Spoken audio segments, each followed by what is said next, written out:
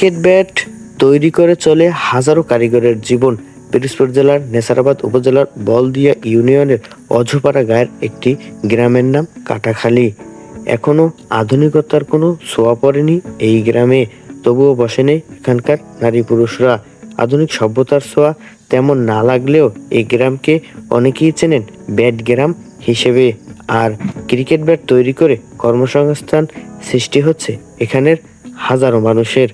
দীর্ঘযুগ ধরেই কাঠ ব্যবসা সমৃদ্ধ অঞ্চল হিসেবে ব্যাপক পরিচিত জেলার নেসারাবাদের ইন্দেরহাট এবং বিন্ডা, জিলবাড়ি, চামি, ডুবি, উরিবুনিয়া, পঞ্চবেটি ও বলদিয়া সহ অন্তত আরও 15টি গ্রাম। আর এসব নিভৃত গ্রামেই গড়ে উঠেছে অসংখ্য ক্রিকেট ব্যাট তৈরির ক্ষুদ্র ক্ষুদ্র কারখানা।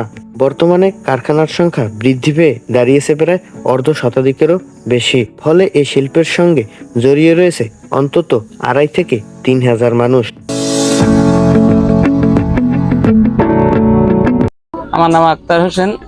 আমার গ্রাম হলে বলদিয়া, 1 নং ইউনিয়ন। আমাকে ব্যবসা বাণিজ্য বর্তমানে খুব খারাপ যাচ্ছে। দিন এনে দিন খাইতে আমাকে বর্তমানে কষ্ট। কারণ ব্যাট তৈরি করি বাসায় বইয়ে বিক্রি করি হলে ঢাকা শহর বিক্রি করি, পাঠাই মাল, বাকি টাকায় পাঠাই, টাকা অনেক দিন পর দেয় বেশি।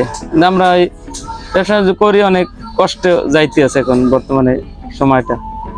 আর গাছ কিনি ডুবির বাজার থেকে, ইন্দিরাট বাজার থেকে, মেদার ওপার থেকে, বিভিন্ন জায়গায় দিয়ে আমরা গাছ কেনাও করি। একটা ব্যাটে সব খরচাপাতি বাদে 2-3 টাকা লাভ হইতে পারে। হ্যাঁ, ছোট ব্যাটে আর কি, বড় ব্যাটে একটু বেশি হয়। করি মালটা আমি বিক্রি করি আর কি। আমার নাম মোহাম্মদ শহীদুল ইসলাম। আমি ব্যাটের কাজ করি, মানে হ্যান্ডেলের কাজ করি। হ্যান্ডেলের কোনের প্রোডাকশনে 1000 হ্যান্ডেল কোন কাজ করতে পারলে 700 টাকা দেয় আমাকে। এইভাবে বর্তমান তো অবস্থা বেশ ভালো না, খুবই কম। একদিনে ধরুন 1000 পিস এগুলোই করতে পারি। আমার নাম জাহারুল ইসলাম, পিরোজপুর বলদিয়া কাটাখালী। 20 বছর তোমার এই ব্যাটের ব্যবসা করতে আছি।